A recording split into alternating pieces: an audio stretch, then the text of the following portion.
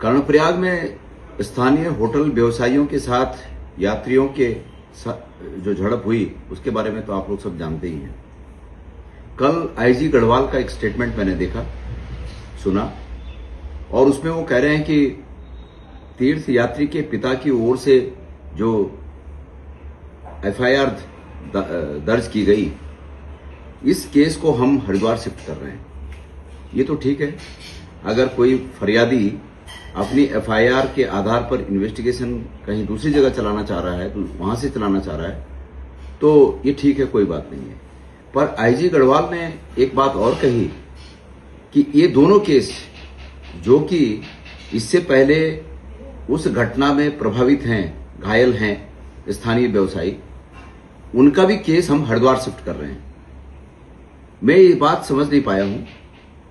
मैं वहां के स्थानीय लोगों से इस बात को कहना चाहता हूं, वहां के तमाम नेतागणों, कोई पार्टी की बंदिश नहीं है कि सिर्फ कांग्रेस के, बल्कि बीजेपी के भी या अन्य दलों के भी नेतागणों से भी ये बात मैं कहना चाहता हूं कि क्या कर्णप्रयाग में हुई इस घटना में जो होटल व्यवसायी घायल हुए और स्थानीय लोग जो घायल हुए, क्या उनके परिजनों ने सरकार से ये मांग की है कि हमारे इस केस को इन्वेस्टिगेशन के लिए और आगे की कार्रवाई के लिए हरिद्वार शिफ्ट किया जाए? क्या ऐसा हुआ है? और अगर उनके परिजनों ने ये मांग नहीं की तो सरकार किसको फेवर करने के लिए ये केस हरिद्वार शिफ्ट कर रही है?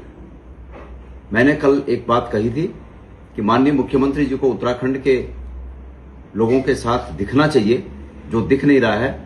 और आईजी गढ़वाल के इस स्टेटमेंट या इस एक्शन से ये स्पष्ट होता है कि आईजी गढ़वाल, पुलिस प्रशासन और मुख्यमंत्री सरकार, ये सब मिले हुए हैं और इससे स्थानीय जो हमारे लोग हैं, इनके अधिकारों का हनन हो रहा है।